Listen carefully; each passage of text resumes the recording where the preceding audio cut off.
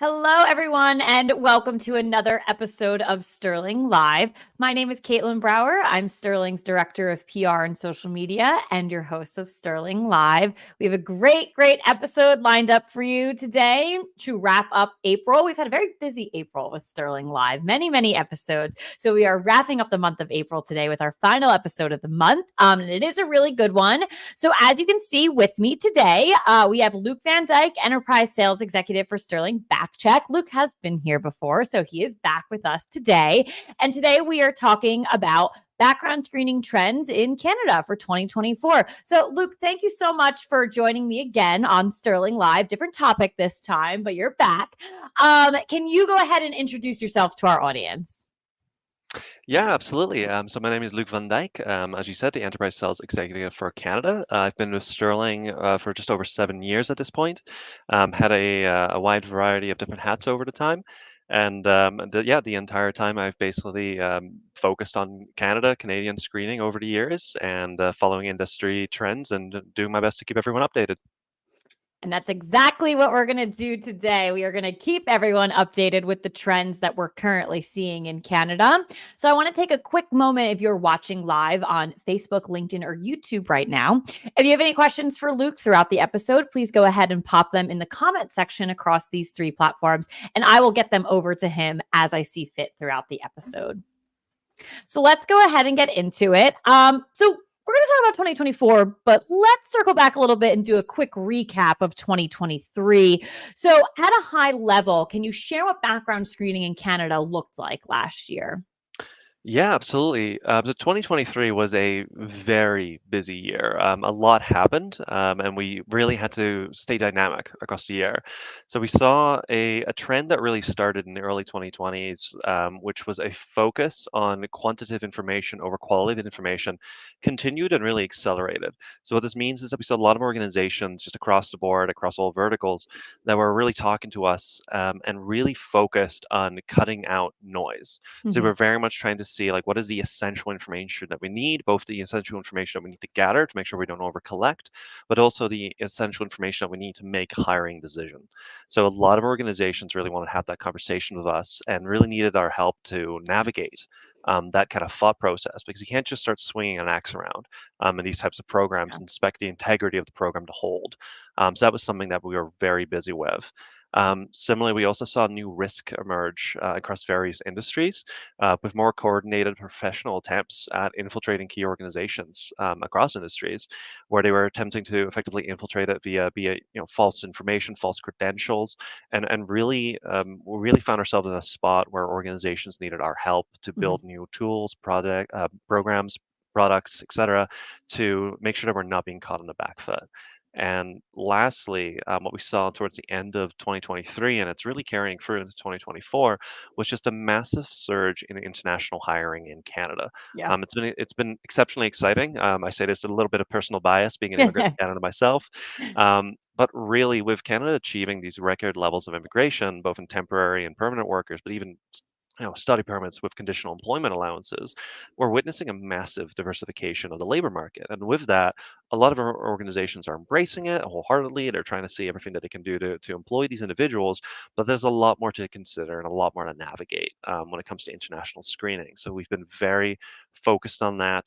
That's a trend that, yeah, like I said, we saw it start happening in the Mhm. second half of last year, but it's continuing straight into 2024. So a lot happening last year that really positioned us to enter this year. And as we're now, a couple of months in, we're definitely seeing a lot going on. So how I want to position our conversation today is I kind of want to break it out by, services and products that Sterling offers and kind of, how organizations can be using them. Should they, how are they using them? Should be using them and things like that. So I want to break it out that way. We can start with rescreening. So for Mhm. our audience, can you provide an overview of what rescreening is? For sure. It's always a fun question because I found over the years that rescreening has a very different meaning in the US compared to Canada and even Europe and whatnot. So when it comes to rescreening in Canada, it's effectively where an organization has evaluated a need, a risk effectively, to run certain checks on a cycle. So normally we see this annually or biannually among their existing employees to help ensure that their most important assets, the people remain safe and secure, as well as kind of meeting any kind of compliance or regulatory requirements that their industry might have. So it's a very common practice in specific industries such as sports or finance or transportation, where we effectively see that they do have a standard cycle they follow, where they have usually it's a bulk upload, but it could also just be just as they come in, depending on the kind of ATS or HRM they use, and it just effectively involves just rescreening it and making sure that everyone is still meeting the minimum requirements for the role. Yeah, thank you. And I think it is important to, prop up that across, the UK, the US, Canada, it can have a different meaning there. So thank you for that definition. We actually have information and data from recent job seekers. So 82% of them that we surveyed told us that a safe workplace is critical when selecting a new organization to work for. With this data, kind of how can rescreening make this a reality for candidates that are, looking to apply for new jobs? Yeah, absolutely. So, in my opinion, it's key. Mhm, Screening, the way it works in Canada is that effectively when you run a check, when you're screening anybody, it is a snapshot in time and space with most of the data services, like a criminal record check. So, you're verifying what the candidate's reality is in that exact moment in time, but you have no insight on what happens at any point after that. You don't know what happens the next day. You don't know what happens the next week, the next month, etc. And especially in these kind of situations where you're trying to make sure that people are meeting the minimum requirements and everyone is still effectively safe to be around, you do want to have effectively make sure that you've got a rescreening program built mhm, in, because that's something, we hear from organizations all the time. It's something they do mention to candidates. And if they don't mention it as in, here's a stick, they mention it as a, here's a carrot. Like, here's a positive thing. Like, we're making sure mhm. that everyone's still on the same page. We're making sure that everyone is still in a good space, meeting the requirements, and that you're working with a like-minded group of people. And all of this, when you start looking at people's performance, especially at work, it's important that you do keep up on that and you do kind of ensure that everybody is meeting those requirements. So, we often talk about how employees are the top asset that any organization has, but at the same time, they're also the top risk. Like, one Mhm. individual can have a very significant impact, positive and negative, to any kind of organization. So by establishing a rescreening program, you can effectively help ensure that, let's call it the professional image of the applicant, continues to match the reality of what you're seeing day to day, and that they're still operating within the risk profile that you've effectively designated for the role. Yeah, it's a clear want and desire from those candidates and those job seekers out there to work for a safe organization. And, putting rescreening in place, these organizations can go back and say, well, yeah, this is what we're doing to give you that guarantee, to give you that factor that indeed we are a safe organization to work for. Exactly. Moving into social media searches. So I think it is, I don't want to call it a misconception, but it might be common for individuals to go out and do some searching, some looking on their own when it comes to social media and other online platforms. Why is it important to not do a social media search without a partner like Sterling? Absolutely. This is a hot topic question, and we get Yeah. that a lot. Organizations asking us, like, can we do this? And Yeah. the reality is, don't. Like, absolutely Yeah. don't. There's a lot of key considerations when it comes to social media programs, including, whether there's a need or a risk that's been identified, because that's central to any program you run in Canada. You have to make sure that you've identified a need and a risk that Mhm. you need to cover, and whether you're able to actually operate on it compliantly, whether you're searching in the right places for the right topics. The list really goes on when you start exploring social media programs. Yeah. There's a lot of people and entities out there that try to simplify it down to sound like a basic Google search that everyone should do. You can do it easily, but it really just couldn't be further from the truth. There's a lot to consider, even in how the data is processed and how it's stored, Mhm. because there's a lot in about that in Canadian governance when it comes to, when you're running a social media check, what can you actually do with it? How should the data be stored and all that kind of fun stuff. And on top of that, it's really important to evaluate the profile. You need to think about the red flags, but also green flags that you're searching for. Because when you're looking, when you're searching somebody's online presence, you're kind of identifying, what you're looking at. You're not just looking at negatives, you're looking at positives as well. And then the negatives even need to be taken in the right context, because you need to see, Right. what is it being commented on? Is it that they liked something, 20 years ago, from an artist that now turns out there's some concern around? Right. Is that something you can act on?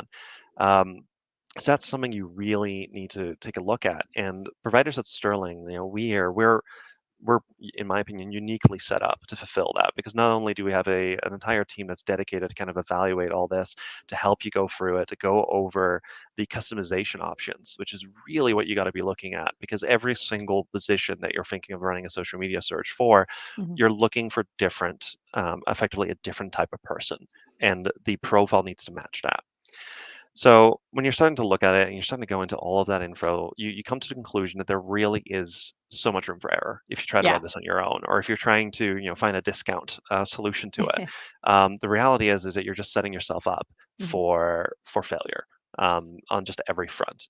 So a provider like Sterling, like I mentioned, we can help you from start to finish. We can help you with identifying the profile. We can help you with customizing the package. We can effectively help you with, setting the parameters on what we're searching for, and also to really understand what you're wanting to do with the results. Because it's one of the very few services where we've even heard some organizations say, hey, we're running this not as a way to disqualify candidates, we're running this in a way to help candidates clean up their social profile. Yeah. So that's all this stuff has to be discussed so we can Mhm. effectively set up a comprehensive program. Yeah.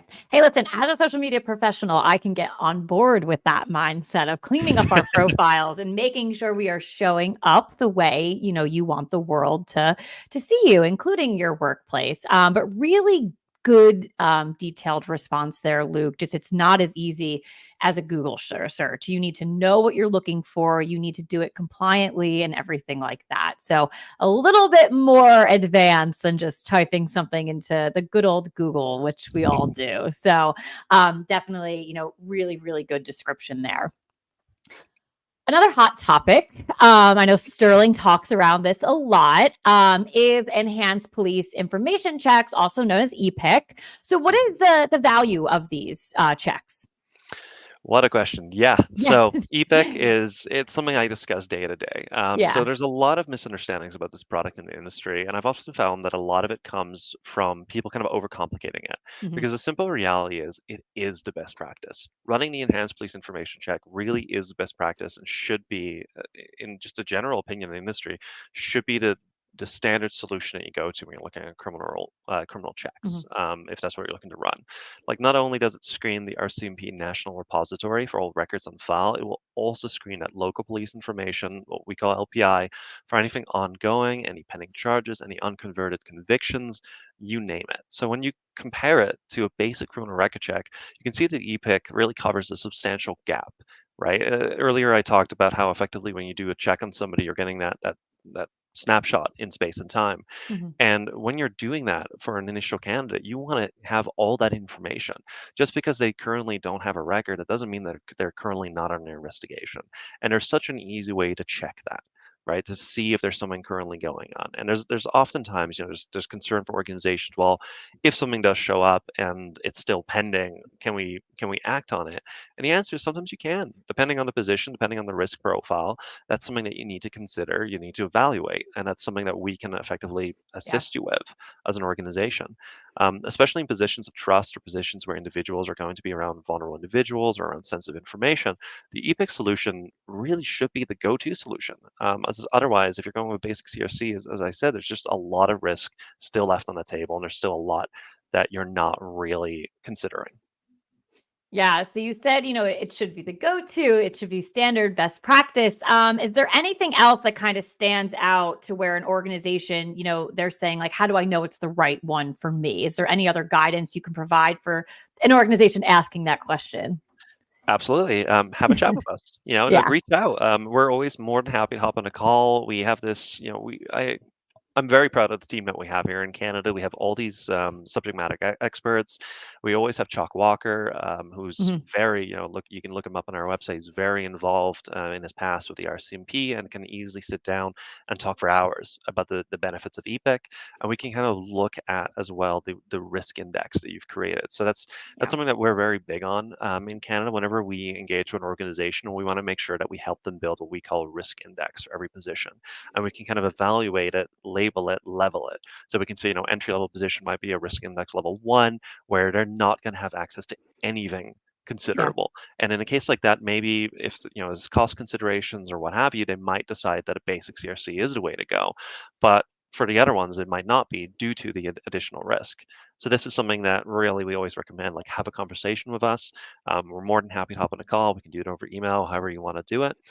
But when in doubt, realistically, end of the day, if you're not certain, you're on that line and you don't know where to go, my recommendation is always to lean towards the EPIC and do that. Yeah. Great recommendation.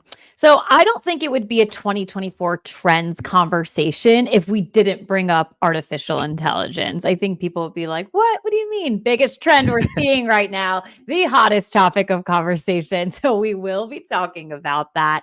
So how, is or will AI enter into the overall HR space and then the background screening, a little bit more targeted within background screening?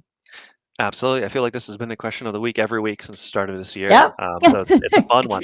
Um, so here at Sterling, we're actively exploring AI and its place in background screening within our principles of transparency, privacy, security, and compliance. And Mhm. realistically, that's not exclusive to us. A lot of organizations right now are trying to figure out how are we going to implement AI effectively, how is it going to work, and all that stuff.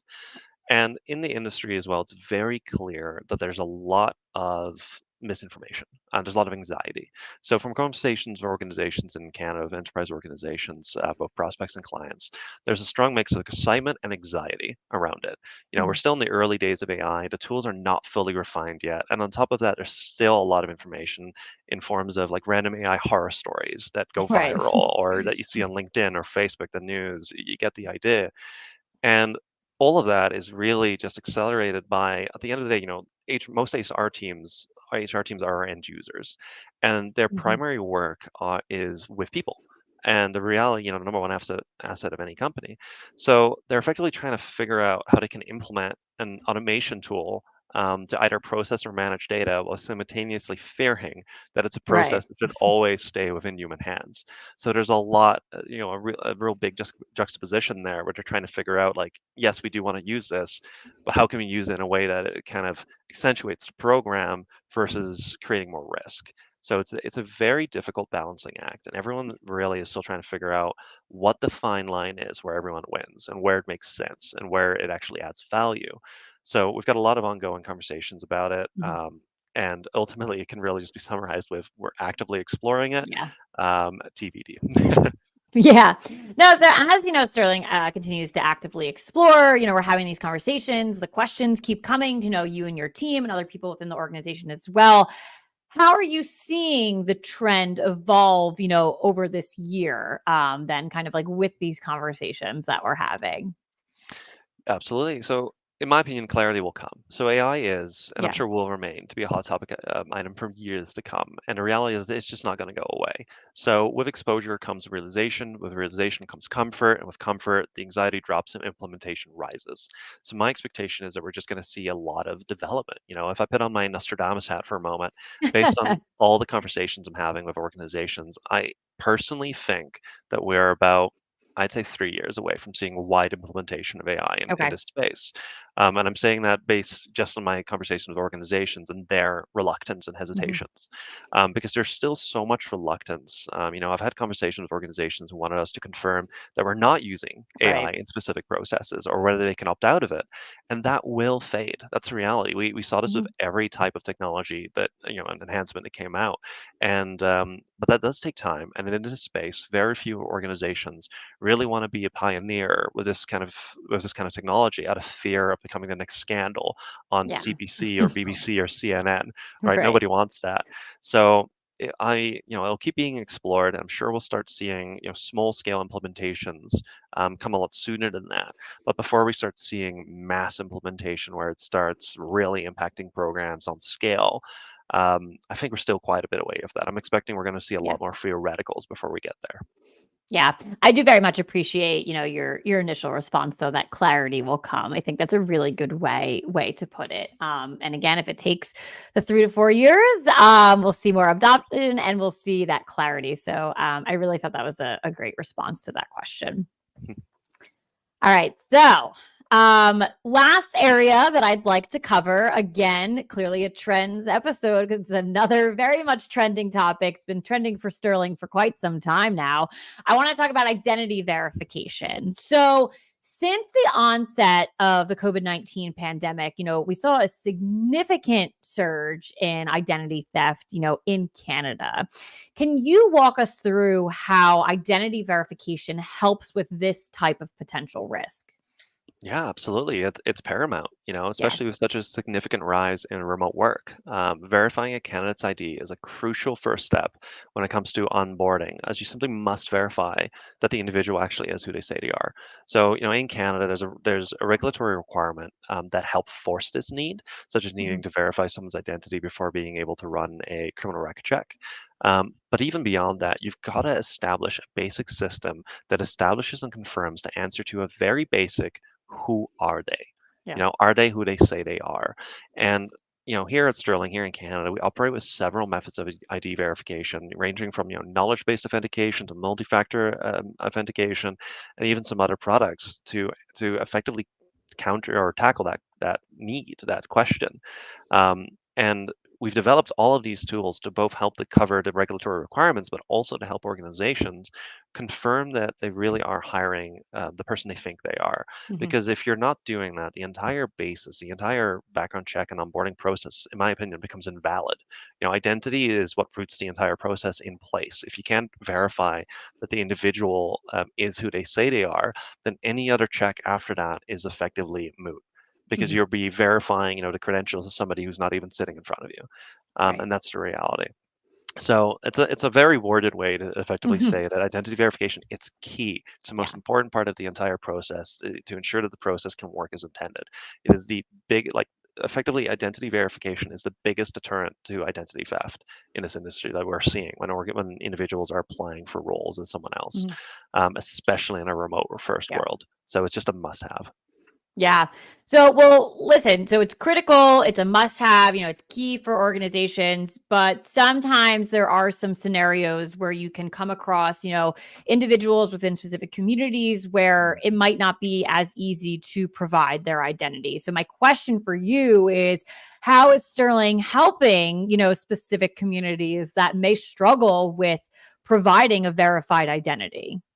Yes, absolutely. So this is something I'm actually very passionate about. Yeah. So to answer this accurately, about going on a thousand tangents and rants, I'll first identify Right. some of the key issues that different communities have had with Mhm. providing verified identity. So in the past, I've already spoken about Indigenous communities as well as LGBTQ plus communities, and Mhm. how specifically it can be a struggle for them to obtain valid forms of ID that properly represent them. And this issue hasn't gotten any better. It's still very much an issue in the Canadian reality, and arguably it's even getting more difficult in some provinces like Mhm. Alberta or New Brunswick or what have you. Um, on top of all of that, you also have the new, well, never new, but now much larger pool, which is new immigrants. With new Yeah. immigration levels just skyrocketing, we've seen a surge of candidates that provide IDs from foreign countries. And with a lot of them being brand new to Canada, there's also no credit file for the TransUnion electronic ID verification tool to work with. So that's another big struggle. Like, how do you tackle that? And the way that we help these communities, ultimately, like all communities, ends up being the same way, which is that we offer every possible solution that we can, a diverse portfolio of identity verification tools that include everything from electronic ID verification, which can verify someone's ID without needing physical pieces of ID, Yeah. to Sterling identity verification, which can even verify foreign pieces of primary ID. And continuing to also offer, Canada Post partnerships, as well as training, hiring managers on how to properly verify IDs as a backstop if necessary. So the answer is, as much as we'd like to think about it, there is no one-stop shop Yeah. solution that can cover every time, every candidate, every type of issue or every kind of gap. So we've done the next best thing, which is that we have and keep developing more methods of ID verification so that we can cover Mhm. as many candidates as possible. And we're always there to help them walk through the process, or even in some cases help them with like understanding the next steps of what they need to do to get the minimum, effectively meet the minimum requirements for us Yeah. to be able to complete their ID verification. So ultimately it's exceptionally tricky due to just the human element involved. All people are different, realities are different, and with that, what they have access to is different. And Mhm. when these requirements come up, so as I stated, our focus here at Sterling is to make sure we offer as many compliance solutions as we can, and make sure that we can help as many organizations as well as many candidates from all types of communities as much as possible in the process. Yeah. It is great, and I know, you took a deeper dive into it on the last episode we were on together, so I do, if anyone out here is watching is more interested, I would definitely check out that episode. It was really, really powerful and just, again, a deeper dive into the process behind the scenes there. And I think it's great, Sterling's not only providing multiple options, what you said that I really liked was, it's providing that knowledge and that education as well behind it. So why do we have X, Y, and Z option? How do you fall into that? How does the organization fall into that? And, all of that. So really, really good there that, again, the options are there, but we're also helping people understand why they're there, how to use them, and things like that. All right. So those were all of the questions I had for you. I want to remind our audience as we close out today's episode, if you have any final questions, please send them in on Facebook, LinkedIn, or YouTube in the comments section. As we wait for any final questions to come in, Luke, I'd just love to get some final thoughts from you from today. Yeah. So ultimately, we always say this year is unlike last year, Right. and things keep developing and whatnot. But it really couldn't be more true right now. Especially in Canada, we found that in 2023, a lot of organizations were really kind of holding back on expanding their programs and looking at what they want to do next, just because of kind of like financial concerns in the Canadian economy. And this year, that has completely flipped. Mhm. Organizations are expecting things to start getting better. They're expecting the Bank of Canada to start making rate cuts, as an example, and with that comes, an expectation of more investment. So we're seeing that a lot of organizations are prepping to scale. They're prepping to expand. They're expanding their hiring pools as well. That's a massive topic right now. And Mhm. with that, there's a lot of considerations. And this is not something you can rush. You can't just tack something on and call it Yeah. quits and high five and think you're done. So, ultimately, we're always here to have that conversation with any Mhm. organization, be it a prospect or an existing client, and to kind of help them through it and make sure that you're avoiding pitfalls. Because ultimately, it's not just it's always about the client, but at the same time, it's also about the candidate. And we got to make sure we do Yep. right by them, and we're there to help with that. Absolutely. Yes, we keep saying on these episodes, reach out. If you want to have a conversation, if you have questions, you can reach out to Luke, you can reach out to the corporate or the back check LinkedIn page. There's an inbox there. You can always do that. You can always visit our websites. Please, please, please reach out again for more information, to have conversations, and all of the above. At this time, we have no further questions, but I just wanted to take a moment to thank our live audience, thank our audience who is tuned in on demand as well. We appreciate it. Again, I know we just wrapped up a busy, busy month of April, but we will be back in May with more episodes. And importantly, Luke, thank you so much for coming on this episode and joining me for another episode of Sterling Live. Absolutely, my pleasure. Of course. All right. Well, thank you, everyone, and I will catch you on the next episode.